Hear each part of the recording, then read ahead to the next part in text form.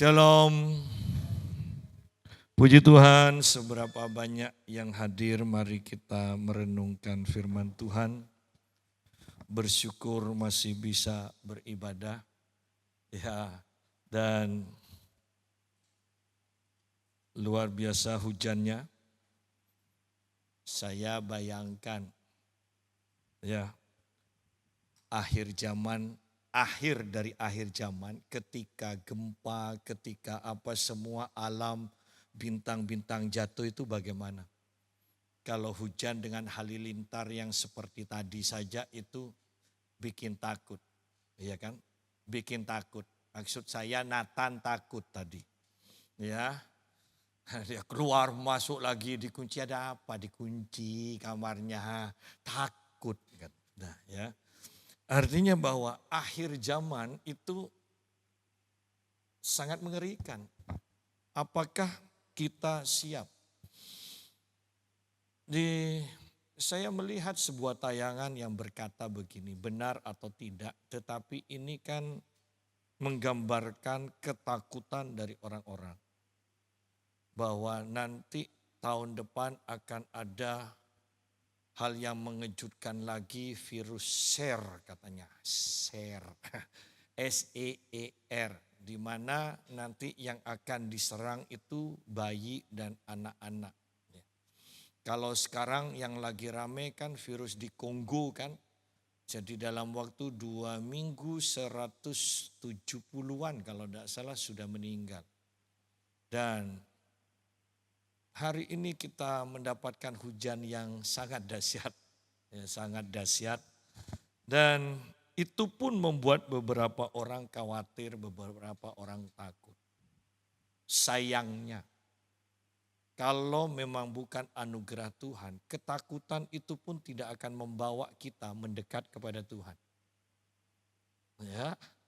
Jadi betapa kita harus bersyukur bahwa kita bisa mengenal Tuhan yang benar di dalam Yesus Kristus.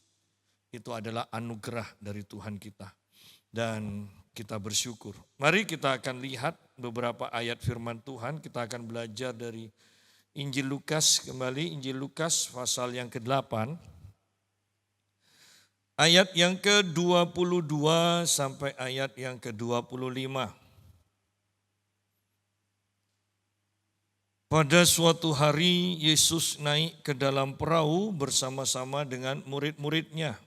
Dan Yesus berkata kepada mereka, "Marilah kita bertolak ke seberang danau." Lalu bertolaklah mereka. Dan ketika mereka sedang berlayar, Yesus tertidur. Sekonyong-konyong turunlah taufan ke danau sehingga perahu itu kemasukan air dan mereka berada dalam bahaya. Maka datanglah murid-muridnya membangunkan dia, katanya, "Guru, guru, kita binasa." Yesus pun bangun, lalu menghardik angin dan air yang mengamuk itu. Dan angin dan air itu pun reda, dan danau itu pun menjadi teduh. Lalu katanya kepada mereka, "Di manakah kepercayaanmu?" Maka takutlah mereka dan heran. Lalu berkata seorang kepada yang lain, "Siapa gerangan orang ini sehingga ia memberi perintah kepada angin dan air dan mereka taat kepadanya?" Nah, cerita ini sangat luar biasa. Dan kita sudah kenal cerita ini dan saya sudah beberapa kali juga menyampaikan dari ayat ini. Tetapi mari kita membahasnya lagi untuk mengingat iman kita dan berdoa supaya Tuhan juga mewahyukan firman ini kembali kepada kita. Dikatakan Yesus bersama-sama dengan muridnya, mereka itu naik perahu. Yesus berkata kepada murid-muridnya, "Marilah kita bertolak ke seberang." Lalu bertolaklah mereka. Ya. Dan ketika mereka sedang berlayar, Yesus tertidur. Dan ini banyak dibahas bahwa Yesus adalah manusia biasa yang juga capek, ya, makanya tertidur. Tetapi saya juga berpikir begini, secapek-capeknya kalau kita tidak percaya sama yang mengemudi, yang mengemudikan, tidak mungkin bisa tidur. Kalau tidak percaya tidak usah perahu, mobil aja. Kalau Anda itu tidak percaya kepada yang mengemudikan sopirnya, Anda tidak akan bisa tidur. Apalagi kalau sopir suruh yang biasa nyopir kemudian duduk di samping atau di belakang disopiri orang lain. Itu biasanya tidak bisa tidur. Ya. Karena kenapa? Karena mereka itu punya keahlian, mereka sudah terbiasa nyopir dan mereka tidak percaya bahwa sopir itu lebih baik atau ahli dibandingkan mereka. Ya. Orang yang bisa sopir, yang bisa tidur ketika disopiri orang lain karena orang itu percaya kepada si sopir. Nah, Yesus pun demikian. Ya, Yesus tertidur. Kenapa? Baiklah ada yang mengatakan capek, tidak masalah. Karena memang Yesus ya manusia biasa 100%, Tuhan 100%. Yesus tertidur. Tetapi kemudian dikatakan sekonyong-konyong turunlah taufan ke danau sehingga perahu itu kemasukan air dan mereka berada dalam bahaya. Jadi di sini pun kita harus membuka pikiran kita bahwa ketika kita percaya Tuhan Yesus, ketika Yesus juga bersama dengan kita, bukan berarti tidak ada masalah. Ya. Masalah tetap akan ada. Bahkan karena ada Yesus bersama kita, maka setan pasti menyerang kita. Kalau kita bukan umat Tuhan, kalau Tuhan tidak bersama dengan kita, maka kita itu dianggap kawan sama setan. Jadi kalau kawan tidak perlu diserang. Ya. Jadi kita harus mengerti kebenaran ini sehingga tidak kaget seperti kebanyakan orang Kristen. Ikut Tuhan kok malah semakin merosot ekonominya. Ikut Tuhan kok semakin banyak masalah. Lu suruh siapa Anda sungguh-sungguh dengan Tuhan? Iya kan? Kalau mau ikut Tuhan tidak ada masalah, jangan sungguh-sungguh sama Tuhan. Sekedar jadi orang Kristen, sekedar ke gereja, nanti kemudian Senin sampai Sabtu Anda hidup seperti orang dunia. Ya. Anda tidak akan punya masalah. Ya. Jadi setan tahu siapa yang harus diserangnya. Dan di sini sangat luar biasa. Sekonyong-konyong turunlah taufan ke danau sehingga perahu itu kemasukan air dan mereka berada dalam bahaya. Mereka ada dalam bahaya, bukan hanya mempunyai masalah, tetapi ini masalah yang sangat besar. Karena dikatakan mereka dalam bahaya. Anda mau artikan penyakit, pasti ini bukan sekedar penyakit pilek. Ya. Ini ketika berbicara mereka dalam keadaan bahaya. Ini pasti jantung, kanker, Anda bisa sebutkan yang lain-lain. Ya. Anda bisa sebutkan yang lain-lain. Ya. Anda mau bicara bisnis, maka ini pun pasti berbicara tentang mengarah kepada kebangkrutan. Anda mengalami jalan buntu. Sampai-sampai di sini dikatakan, maka datanglah murid-muridnya membangunkan Yesus, katanya, "Guru, guru, kita binasa." Setiap kita harus menyadari bahwa kita tidak bisa mengandalkan keahlian kita. Kita tidak bisa mengandalkan pengalaman kita. Kalau kita lihat cerita ini sudah 2 kali para murid gagal. Para murid di sini sebagian adalah nelayan. Ya, minimal Petrus dan Andreas, Yohanes dan Yakobus. 4 orang minimal itu nelayan yang luar biasa. Mereka punya keahlian dalam bidang berlayar. Mereka punya keahlian pengalaman dengan membaca akan cuaca. Mereka diterjang taufan sudah biasa. Tetapi lihat kekhawatiran mereka. Satu yang kita harus perhatikan. Taufannya sebesar apa? Sedahsyat apa? Bahwa sepandai, seahli apapun kita, sepengalaman apapun kita, ingat ada bahaya, ada masalah yang tetap tidak akan bisa tertangani. Ya. Kemudian kita pun tidak bisa mengandalkan orang yang punya pengalaman, orang bahkan mungkin yang sangat kaya, yang sangat ahli, tidak bisa diandalkan sepenuhnya. Bahkan Alkitab katakan, celakalah orang yang mengandalkan kekuatannya sendiri, yang mengandalkan kekayaannya, yang mengandalkan hikmatnya. Ini buktinya para murid, nelayan-nelayan, mereka tidak bisa mengatasi taufan yang begitu dahsyat.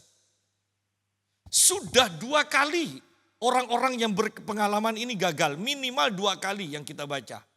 Di ayat yang kelima, mereka sebagai nelayan, Simon Petrus itu gagal menangkap ikan di waktu malam. Mereka gagal.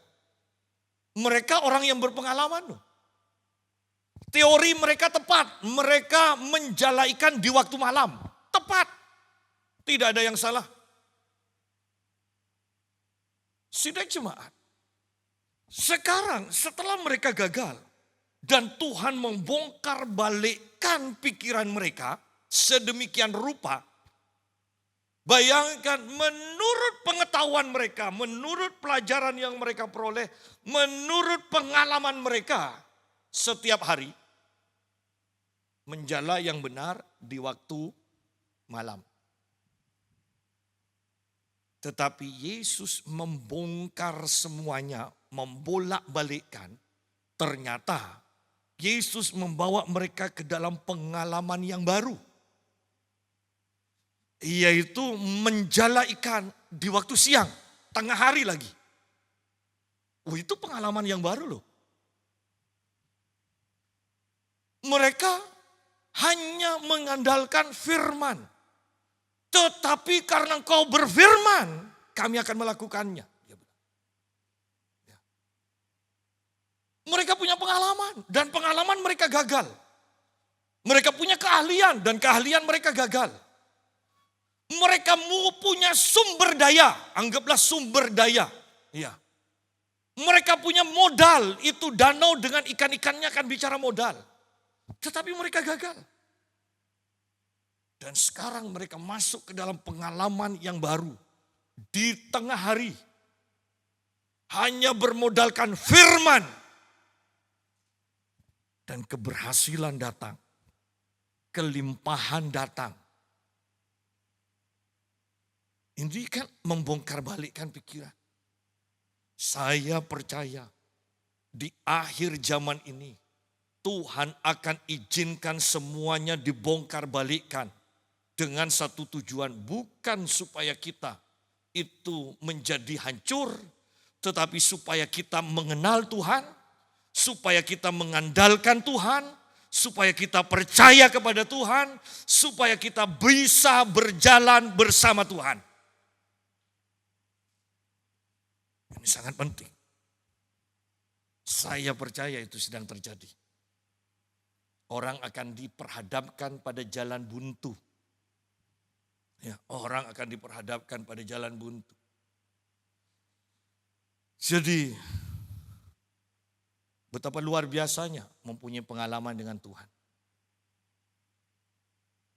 Saya mau katakan terus terang, tidak semua orang mempunyai pengalaman dengan Tuhan. Dan sedikit sekali orang yang berjalan bersama Tuhan. Sedikit sekali. Anda boleh sebutkan berbagai macam orang Kristen. Dan Anda akan menemukan mereka tidak pernah berjalan bersama Tuhan. Ya. Nah, sekarang pengalaman yang kedua. Mereka gagal lagi. Bahkan di sini mereka itu melupakan firman Tuhan. Di dalam Lukas pasal 8, mereka melupakan firman Tuhan. Kalau di dalam Lukas pasal 5 tentang penjala ikan itu, Petrus masih berkata begini. Tetapi karena engkau berfirman, kami akan melakukannya. Lalu mereka menebarkan jala. Ya. Di sini Yesus berkata, marilah kita bertolak ke seberang. Seharusnya kan dari pelajaran yang pertama, guru kita sekarang diterjang taufan. Tetapi karena engkau berkata kita akan ke seberang, maka kita pasti akan sampai ke seberang. Sudah guru tenang saja, terus lanjutkan tidur. Kan seharusnya seperti itu. Sudah punya pengalaman. Tetapi rupanya di sini pun mereka gagal. Mereka tidak percaya pada firman Tuhan. Ada orang-orang mungkin dahulu begitu percaya akan firman Tuhan. Meskipun keadaan mereka itu sangat parah. Sepertinya tidak ada jalan keluar, tetapi mereka percaya. Dan mujizat terjadi. Dan mereka bersaksi, ya kan? Mereka bersaksi. Heran setelah beberapa tahun punya pengalaman lain lagi. Seharusnya yang ini kan jadi modal. Dulu sudah kepepet jalan buntu, Tuhan berfirman, aku percaya dan aku lolos keluar. Aku mengalami mujizat.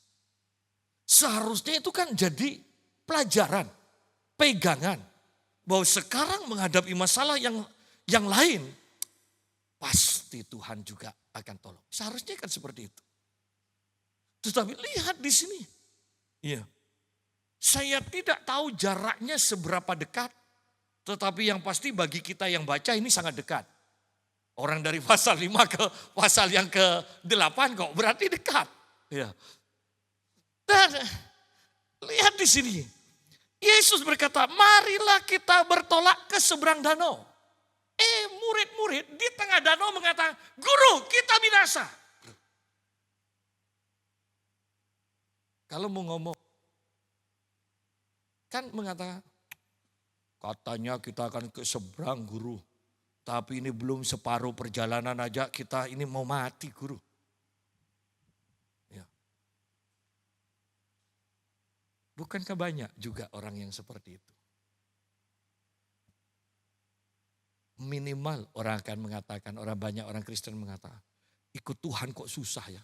Loh, banyak masalah. Loh, kalau banyak masalah Anda lolos terus, kan itu kan hebat kan? Loh, yang namanya juara tidak terkalahkan, itu tanding terus. Ya, kalau hanya tanding satu kali bukan juara tidak terkalahkan, bukan. Ya. Anda juara, tanding lagi. Biasanya yang dipilih itu orang-orang yang kelihatan lebih hebat lagi. Supaya penontonnya itu datang. Ya, tiketnya lebih mahal. Kalau sudah, paling juga satu ronde. Ya, ingat dulu Mike Tyson kan? Kalau sudah tanding, paling tidak satu ronde. Sudah bayar, ya kan, jutaan. Kena anginnya aja sudah jatuh. Ini kan bikin mangkel. Tidak seru seperti itu. Tetapi ketika Anda mempunyai masalah, selesai. Masalah yang lebih hebat lagi, selesai. Masalah yang lebih hebat lagi, selesai. Satu, imanmu berarti teruji. Kedua, engkau akan diperhatikan orang. Bagaimana bisa orang ini lolos semua? Lolos terus.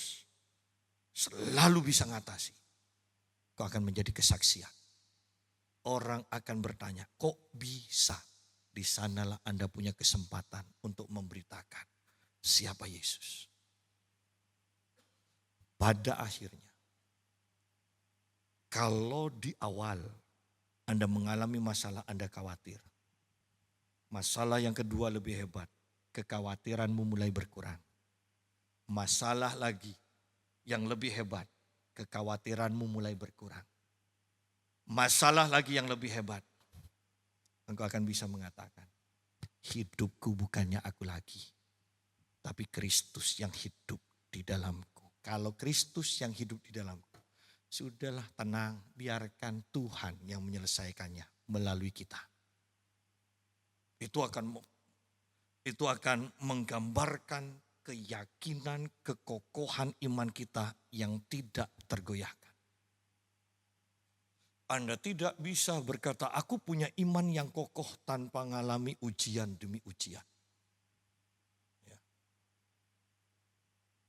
Saya sering kali rekening kosong, tetapi orang tidak pernah tahu. Kenapa?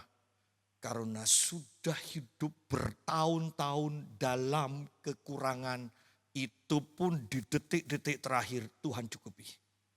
Bertahun-tahun, bukan satu kali, dua kali, bertahun-tahun. Ya, teruji. Ya. Dan dalam keadaan seperti itu, kita terlatih juga untuk mentaati Tuhan. Ya. Jadi ketika masalah demi masalah, seringkali kita akan dibawa untuk berkompromi dan tidak mentaati Tuhan. Tetapi ketika engkau terus berjalan dengan Tuhan, engkau akan terlatih ya, untuk terus mentaati Tuhan. Kadangkala ketika saya kekurangan, Tuhan suruh tiup shofar, bukan doktrin, ingat. Dan saya mentaati dan terobosan terjadi. Kadangkala ketika sudah hampir habis, Tuhan suruh nabur dan Tuhan berkati lebih banyak lagi. Kadangkala ketika sudah tidak ada uang, Tuhan katakan, hei berkatmu tertahan, ayo perintahkan itu supaya lepaskan yang mencengkram berkat yang Tuhan sudah kirim. Dan saya lakukan dan itu sampai ke tangan saya. Jadi banyak hal yang berbeda-beda. Tetapi di sanalah dari pengalaman demi pengalaman, kita akhirnya berani mentaati Tuhan. Itu yang terpenting. Kita tidak akan mengatakan, hei Tuhan kok beda? Dulu kan hanya tiup shofar. Ya kan? Enak. Sekarang sudah tinggal sedikit masa suruh kasih. Nah kan, kok beda? Pasti bukan Tuhan ini. Kalau Tuhan pasti shofar dulu ditiup satu kali berhasil, sekarang tiup dua kali. Nah kan, mungkin kan seperti itu. Bahwa untuk terus berjalan bersama Tuhan, Anda harus bergerak dari pengalaman satu ke pengalaman kedua dan seterusnya dan seterusnya. Dari melakukan dalam kebimbangan, dalam kekhawatiran, dalam ketakutan. Anda melakukannya dengan tingkat kekhawatiran yang berkurang. Dan pada akhirnya Anda melakukan sampai tanpa Anda khawatir. Ini yang disebut terus bergerak, berjalan bersama Tuhan. Kita mungkin menemukan ada orang-orang yang bergerak bersama Tuhan dahulu. Tetapi sekarang tidak lagi. Ini yang sangat menyedihkan. Sangat menyedihkan. Sehingga Anda akan mulai mendengar kata atau kalimat. Dulu Tuhan tolong saya. Dulu saya dipakai Tuhan dalam kesembuhan. Dulu. Sekarang bagaimana? Ya, sekarang bagaimana? Nah, kembali kepada pembahasan kita. Maka datanglah murid-muridnya membangunkan Yesus katanya. Guru, kita binasa. Yesus pun bangun, lalu menghardik angin dan air yang mengamuk itu. Dan angin dan air itu pun reda dan danau itu menjadi teduh. Di sini kita melihat bahwa sehebat apapun keahlian kita, seberapa banyak pengalaman kita, pada akhirnya itu pun ada batasnya. Tidak bisa digunakan dalam menghadapi masalah tertentu. Ini pun yang dialami para murid. Sehingga sekarang taufan, air di sini dikatakan angin dan air itu hanya Tuhan yang bisa mengatasi. Maukah kita mengakui hal ini? Bahwa kemampuan kita terbatas. Sehingga kita harus mengakui hanya Tuhan yang mampu. Bukan hanya itu saja. Kemampuan kita terbatas. Hanya Tuhan saja yang mampu menyelesaikannya. Dan tugas kita berteriak minta tolong kepada Tuhan. Ini kalau Tuhan tidak dibangunkan, Tuhan terus tidur loh. Tuhan terus tidur. Ya. Tuhan harus dibangunkan. Penyediaan Tuhan itu limpah. Tetapi kita harus minta. Mintalah, maka kamu akan menerima. Kalau tidak minta, penyediaannya tetap penyediaan. Itu tidak akan mengalir. Oleh karena itu kadangkala atau seringkali betapa perlunya kita banyak berbahasa roh. Karena satu, kita tidak tahu secara pasti apa yang kita butuhkan.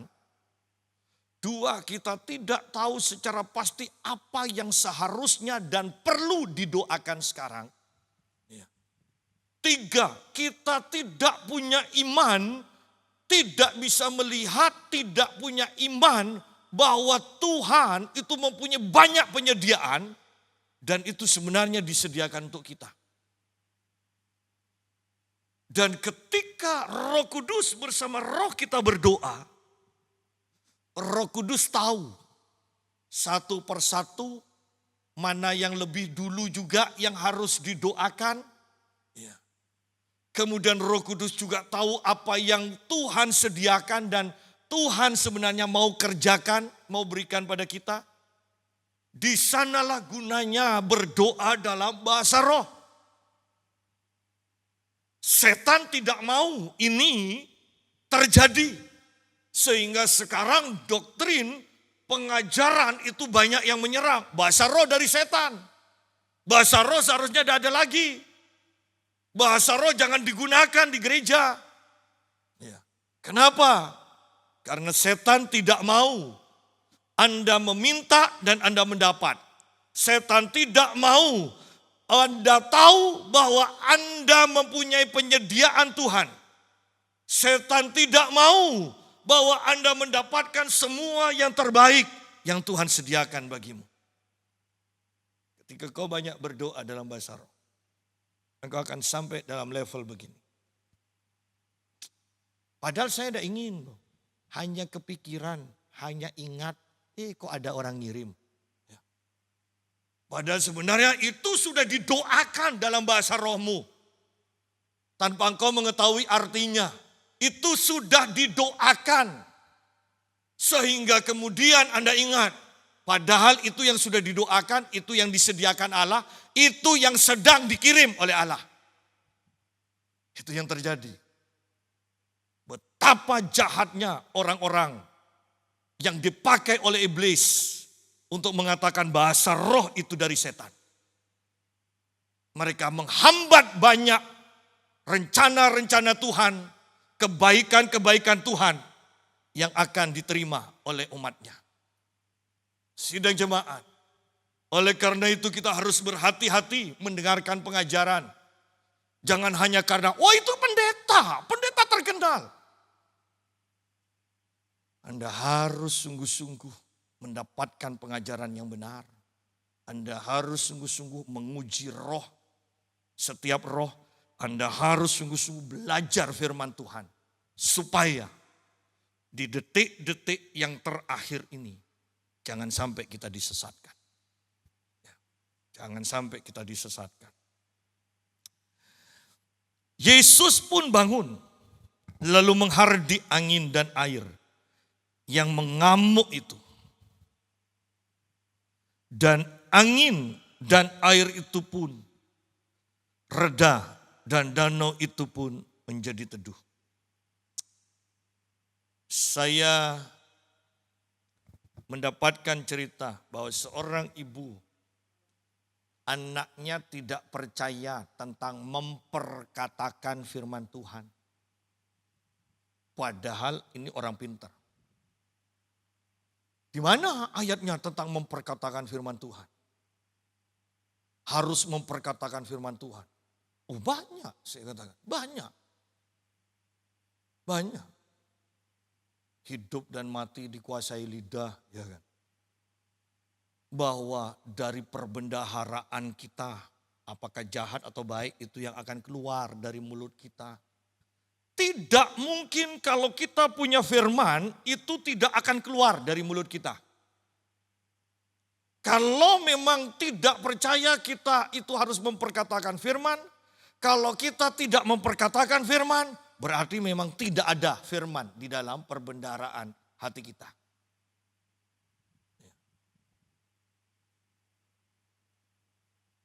Orang banyak percaya dengan perkataan positif. Tidak salah. Ya kan? Itu hanya perkataan positif aja terjadi. Walaupun dalam tingkat tertentu itu akan mentok. Ya. Tetapi ketika kau memperkatakan firman Tuhan, saya mau katakan begini. Kalau perkataan positif yang dari manusia saja, itu bisa menghasilkan banyak hal dan dalam tingkatan tertentu itu terjadi. Apalagi firman Tuhan yang kita perkatakan. Anda bisa bayangkan tingkat keberhasilannya. Firman Tuhan tidak akan gagal. Pak, iya kan Yesus yang memperkatakan. Loh, Yesus itu firman. Dia memperkatakan, oh iya kan Yesus yang memperkatakan. Yang jadi masalah, yang kebenarannya yang harus kita tahu. Yesus yang adalah firman, kitab Efesus mengatakan, dengan iman itu ada di dalam hati kita. Loh apa yang kita ucapkan itu kan keluar dari hati kan? Berarti ketika kita mengucapkan firman, yang mengucapkan sebenarnya sumbernya siapa? Yesus. Kalau Yesus mengucapkan firman terjadi, maka Yesus yang mengucapkan firman melalui kita, Yesus yang mengucapkan firman melalui kita, pasti terjadi juga. Oleh karena itu seringkali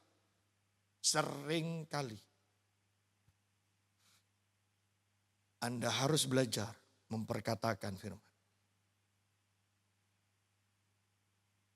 Ketika tadi hujan, begitu derasnya, saya pada akhirnya katakan, sudah, cukup. Cukup hujan. Dan hujan mulai seret. Kata Nathan, di tempatnya Om Adi masih deras. Di sini sudah enggak. Loh iya enggak memang. Lihat di sini bahwa Yesus dengan iman tinggal di dalam hati kita. Dan setiap perbendaharaan kata kita keluarnya itu dari hati. Di mana Yesus tinggal. Berarti Yesus yang berkata-kata melalui kita. Betapa luar biasanya kekristenan. Luar biasa. Yesus tinggal di dalam kita. Yesus berkata-kata melalui kita, maka itu sama saja dengan Yesus yang berkata-kata dan itu harus terjadi. Itu harus terjadi. Dan angin dan air itu pun reda dan danau itu menjadi teduh. Lalu kata Yesus kepada mereka, di manakah kepercayaan? Di manakah imanmu? Kalau kita lihat dalam 2 Korintus pasal yang terakhir, 2 Korintus pasal yang terakhir, ayat yang kelima, di sini dikatakan begini. Ujilah dirimu sendiri. Apakah kamu tetap tegak di dalam iman? Kata tetap tegak di dalam iman berarti dulu engkau tegak dalam iman, sekarang belum tentu loh. Ya. Dulu engkau mengandalkan Tuhan, sekarang belum tentu. Dulu engkau mengasihi Tuhan, sekarang belum tentu. Atau dulu engkau mengasihi Tuhan 100%, sekarang belum tentu loh 100%. Walaupun Anda tetap mengatakan, aku mengasihi Tuhan, tidak berubah. Oh belum tentu. Ya. Belum tentu. Ujilah dirimu sendiri, apakah kamu tetap tegak di dalam iman. Selidikilah dirimu. Nyelidiki itu bagaimana? Dengan firman, terus dengan firman. Ya. Selidikilah dirimu. Apakah kamu tidak yakin akan dirimu? Nah, lihat di sini. Apa kamu tidak yakin akan dirimu bahwa Kristus Yesus ada di dalam diri kamu? Sebab jika tidak demikian, kamu tidak tahan uji. Nah, coba uji, selidiki. Apakah kamu sungguh-sungguh yakin Yesus itu ada di dalam dirimu? Kalau memang yakin, kenapa takut? Kalau memang yakin Yesus tinggal di dalam dirimu, kenapa engkau mengatakan tidak ada harapan lagi? Pernahkah Anda membayangkan Yesus berkata di hadapan kita sambil geleng-geleng, sudah tidak ada harapan. Ya. Bahkan ketika anak dari seorang panglima ya yang meninggal. Ketika memanggil Yesus, orang-orang di sekelilingnya berkata, sudah mati. Yesus tidak berkata, oh sudah mati, ya sudah. Yesus tidak berkata begitu. Yang tidak percaya, suruh pergi. Yesus hanya mengajak 3 muridnya yang paling dekat. Berarti atmosfer ruangan itu harus dipengaruhi dengan atmosfer iman. Ya. Yang lainnya, murid lainnya tidak diperbolehkan masuk. 2 orang tua dari anak yang mati boleh masuk. Kenapa? Karena namanya orang tua walaupun tidak punya iman. Mereka pasti punya pengharapan. Punya kasih kepada anaknya. Lihat. Kasih selalu mengharapkan yang baik. Kasih tidak pernah gagal. Mereka punya pengharapan dan pengharapan tidak mengecewakan. Para murid hanya yang terdekat. Yang punya iman yang diperbolehkan. Ketika iman, pengharapan dan kasih itu ada dalam satu ruangan. Maka anak yang mati pun itu bangkit. Hanya ada 3 hal ini. Iman, pengharapan dan kasih. Ketika 3-tiganya ada di dalam satu ruangan, mujizat terjadi. Bahwa Yesus tidak pernah berkata, sudah, tidak ada pengharapan. Oleh karena itu, ujilah dirimu. Kalau engkau sering mengatakan sukar, tidak mungkin, tidak ada harapan. Minta tolong ke siapa lagi? Berarti Yesus, engkau tidak yakin bahwa Yesus ada di dalam diri. Karena bersama Yesus dikatakan tidak ada yang mustahil. Ya. Ketika engkau selalu berkata, Tidak ada yang mustahil. Pasti terjadi. Pasti terjadi. Anda bisa merasa sungguh-sungguh yakin bahwa Yesus memang tinggal di dalam hati. Ya.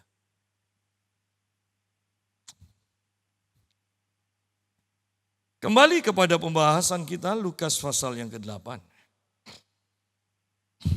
Ayat 25. Lalu katanya kepada mereka, di manakah kepercayaanmu? Maka takutlah mereka dan heran. Maka takutlah mereka dan heran. Bahwa ketika Tuhan melakukan mujizat, itu akan membuat hati kita bergetar. Kita akan punya takut yang kudus akan Tuhan.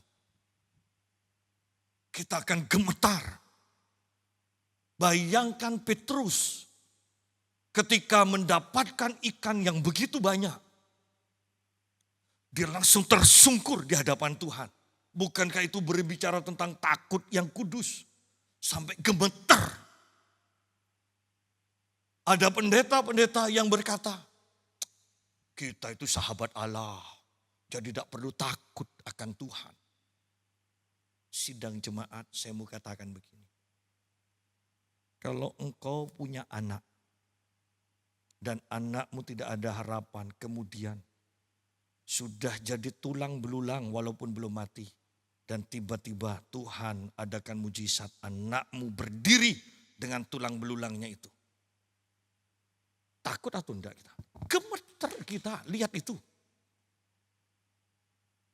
Bayangkan toko kita detik-detik terakhir di sebelah sudah kebakaran dan apinya detik-detik terakhir mau menjilat toko kita. Dan ketika kita berdoa, angin berubah arah misalnya. Anda akan tersungkur di hadapan Tuhan dengan gemetar. Ada takut yang kudus yang akan menguasai hidup kita. Kalau kita tidak pernah mempunyai rasa takut yang kudus.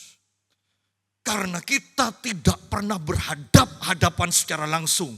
Mengalami perbuatan Tuhan secara langsung yang begitu dahsyatnya itu. Ketika orang-orang mengalami hal yang begitu dahsyat di luar jangkauan pikirannya. Pasti ada rasa takut yang akan membuat kita gemetar. Takut yang kudus. Pikirlah, apakah kita sungguh-sungguh mengenal Tuhan yang benar itu. Yang setiap karyanya mampu membuat kita gemetar di hadapannya. Karena menyadari betapa dahsyatnya Tuhan itu. Lalu katanya kepada mereka, di manakah kepercayaanmu? Maka takutlah mereka dan heran. Heran. Jangan sampai kita itu kehilangan rasa heran kita akan Tuhan. Jangan sampai sangat terbiasa dengan Tuhan. Ya. Artinya Tuhan melakukan apa-apa, biasa. Buat dirimu itu selalu kagum. Saya ingat dulu seringkali kalau saya mendengar firman. Dari hamba-hamba Tuhan, kalau ada tamu-tamu datang. Saya katakan pada Vince, kalau saya baca buku, saya juga katakan, dahsyat, luar biasa. Dan istri saya katakan, apanya yang dahsyat?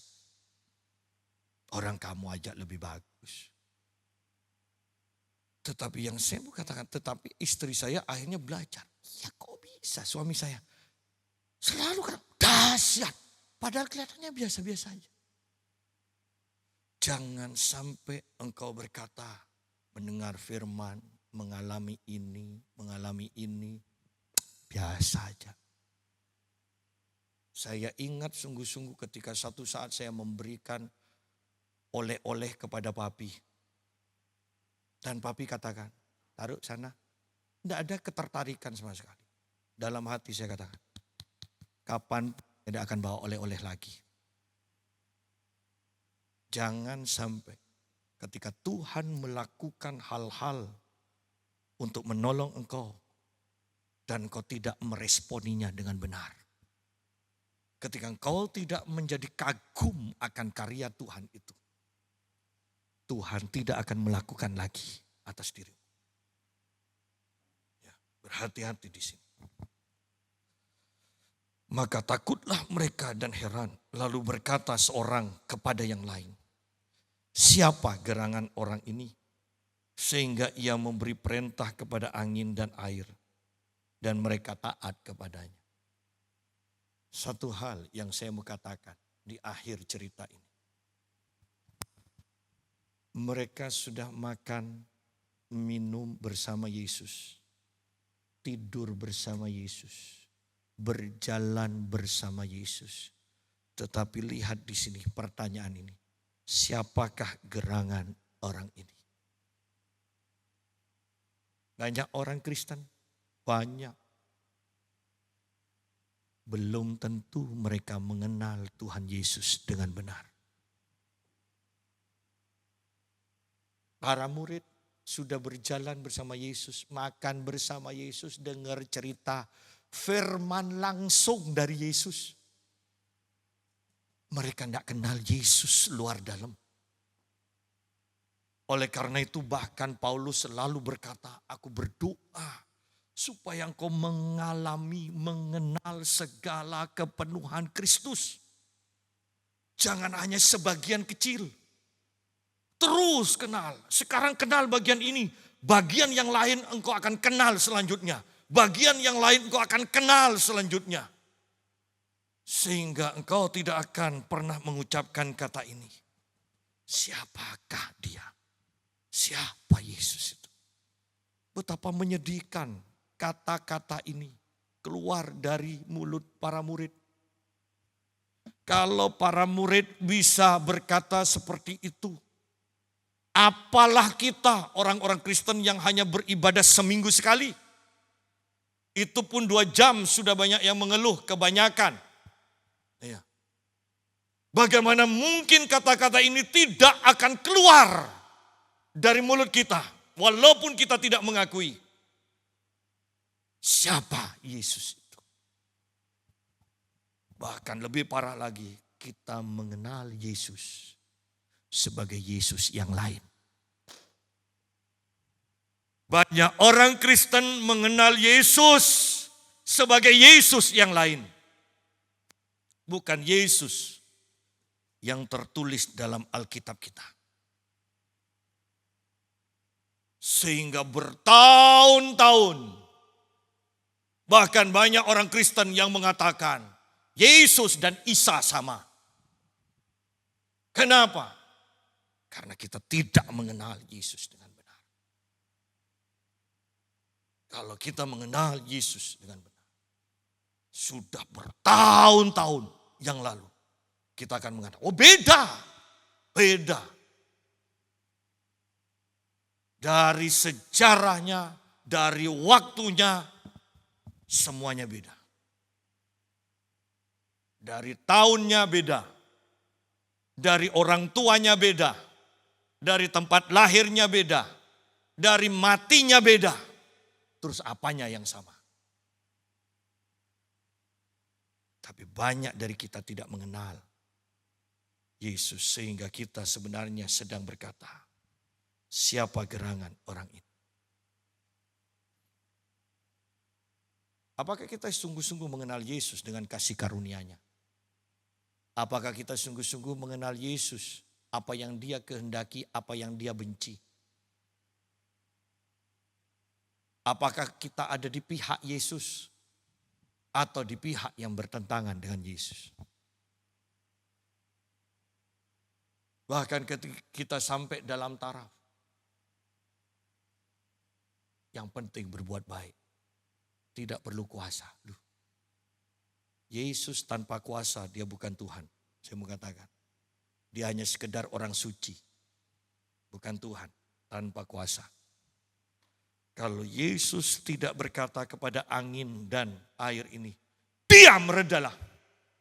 Kalau angin dan air itu tidak menurut apa kata Yesus, dia bukan Tuhan. Tetapi karena dia yang menciptakan semuanya, maka semuanya harus tunduk kepada Dia. Dan saya mau tekankan kembali, Yesus yang sama oleh imanmu tinggal di dalam hatimu. Persiapkan dirimu dengan sadar engkau tahu engkau punya kuasa dan engkau bisa mendemonstrasikan kuasa. Akhir zaman harus tunduk juga kepada kita.